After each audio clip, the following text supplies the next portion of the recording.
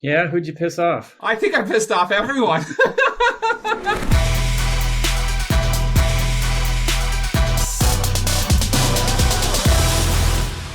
All right, Sam Long.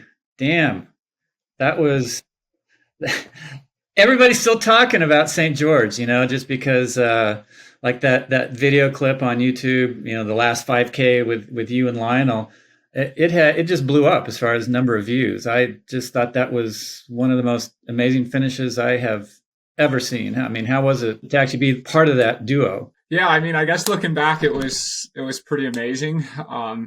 In the moment, yeah, it wasn't so much like being aware of like what the impact on the community was. It was more like, oh, I want to win this and I want to try and beat Lionel. And I actually thought I'd get him because I was running the downhills better than him the whole rest of the run. And I just was sticking to my strategy and figured on the slight downhill with the final 5K, I'd be able to pull ahead. But that just wasn't the case. And we just kept on both surging, and it was basically like a 5K sprint. And yeah, looking back on it, it was pretty amazing. And I'm sure you're looking at it and thinking of some of your battles.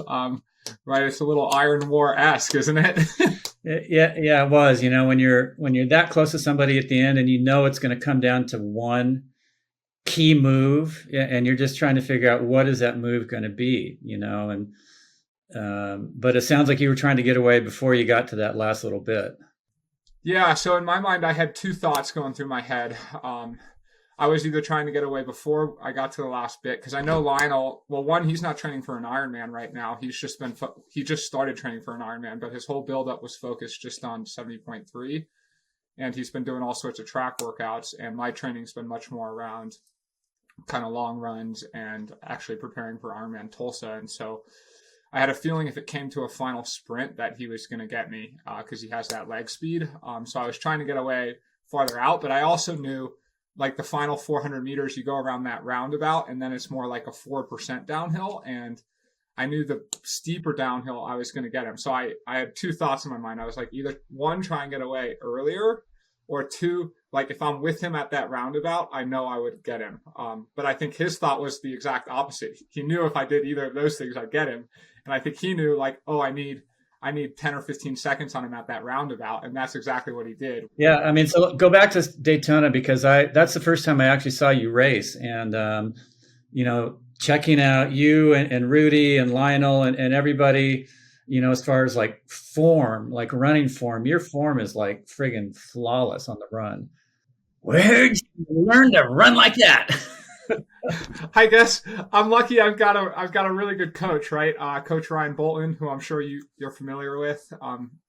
And he follows like a big Kenyan philosophy. So it's a lot of miles, which for me, like so long as I don't get injured, miles have been the best way to improve my run form. And then a lot of like neuromuscular work, so strides and strength work. And yeah, so I mean, I really appreciate that compliment. Of course, I still feel like I have a lot to improve on my run form. I'm no Kipchoge yet, but that's the fun. Always trying to be a little bit better. I've been wanting to ask you ever since then, like, all right, who are you working with, and how did you get that form? Because I think that's such a key thing, and you could see it in the race with Lionel. Your form was super good. I mean, let me put a question to you. What is he? He's 31, right? 33. Yeah, he's 33. He's improving, but at the same time, he's gone through a lot of that improvement curve. And I actually put this out on a video just a little like a week ago, and I was commenting on you that just even a couple months on the curve that you're going, I think is going to make a huge and dramatic difference between what we saw in Daytona, what we saw in St. George, and what we're going to see in the Collins Cup. I mean, how are you looking at it? Yeah, that's exactly how I look at it. I mean, if you look at me racing Lionel 2 years ago, to call it a rivalry would have been a joke. It was he was my idol, and I was 25 minutes behind him in a 70.3. I was an hour behind him in a full Ironman, and I've crawled a lot of that time back. And we saw at Daytona. Yeah, I wasn't quite his match. And now we saw it at St. George. Like, yes, he got the better of me, but I would say we were pretty equally matched there. And I think if I get another 3 months of work at my improvement rate, that I've got a great chance at it. So, yeah, I mean, I guess I should ask you, because the battle I'm most looking forward to would be Jan, me, Lionel, and I guess I have to ask you if you think I have a chance. I think you can beat. I think you can beat Lionel. I think you can beat Jan. And maybe not today, maybe not tomorrow, but this year, friggin' yeah, friggin' a yes, absolutely. You've seen head to head with Lionel. You probably have a few strategies in your mind, and I'm not going to ask you what they are because I don't want him to hear it. Um, but you've got to be thinking to yourself, okay, what's it going to take to beat Jan? Because uh, clearly he's in pretty good shape this year. He hasn't had those same matchups with you guys. Are you seeing it as a battle for second if the three of you are together, or are you still looking at Jan like, you know what? Like I said with every other athlete, if I don't feel like I can beat him, why am I even in this race? Yeah, exactly. That's the mindset these days. If I'm on a start list, I'm on a start list to win, and I'm going to believe I can win. And if I don't think that, I'd rather not even be there, to be honest. So Sam, you're the number one ranked athlete from the U.S. PTO. Are you America's next great hope? I mean, of course, I personally think so. If I look at Collins Cup this year, I think I'm America's now at least greatest underdog who's rising to the occasion. Right? Nobody really thought I'd be a big player at this race probably a year ago, and now all of a sudden I'm a big hitter for the U.S. and I'm just happy to do that. But I'm also happy to do that with some other big hitters from the U.S. And so I'm excited to bring the heat.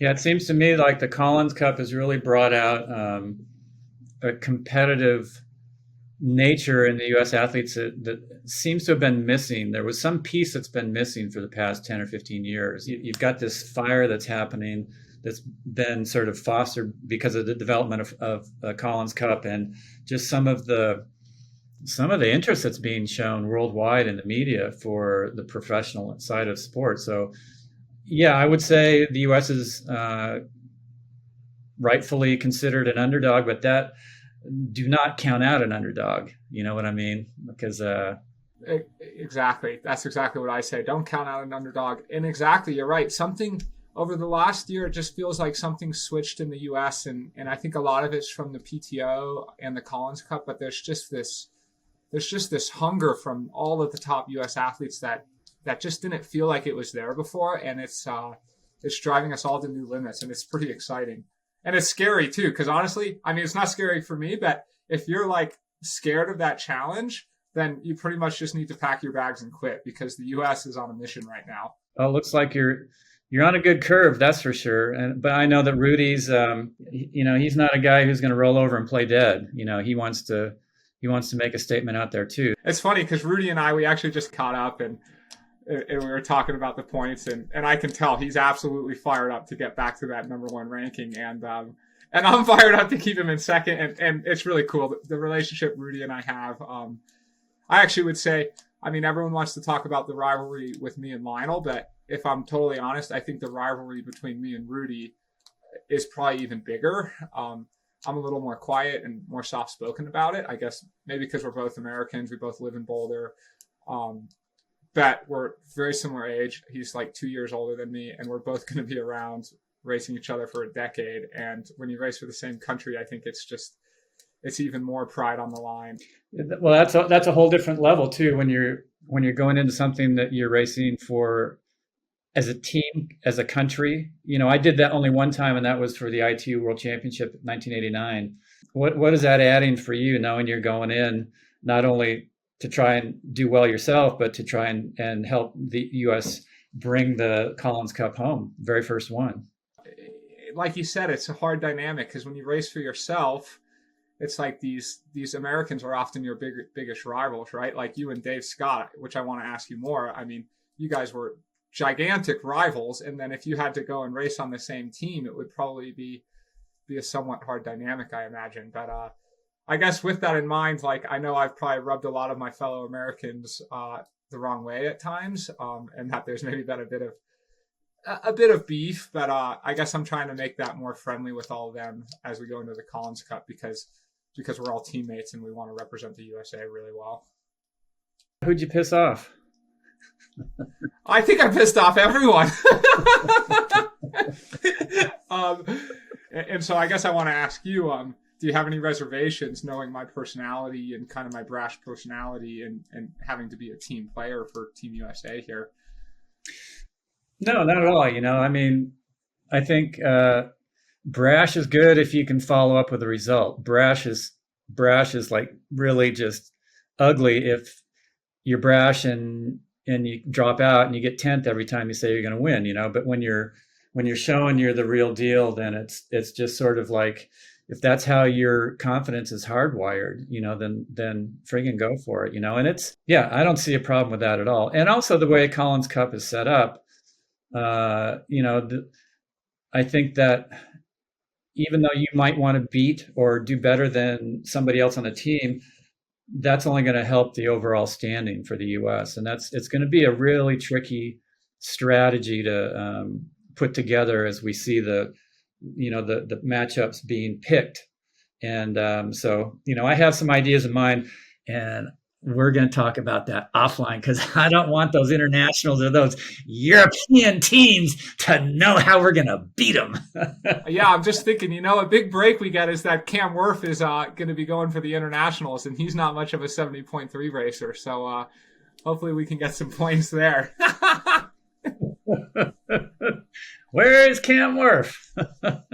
Yeah, he'll be coming over from the Tour de France. He'll be in bike shape still, but maybe he hasn't swam in 2 months.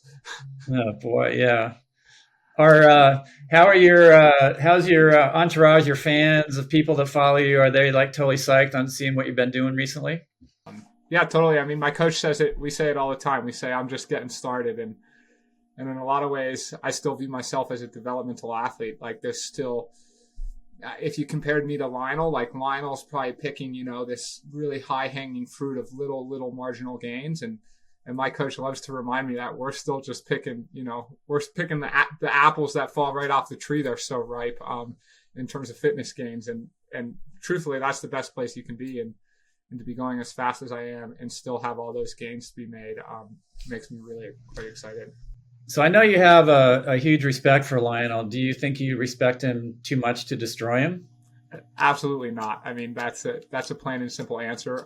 In fact, I would love to destroy him, and I would love to get myself on top. What's the one thing that you have that Lionel Sanders does not? I've got time. He doesn't.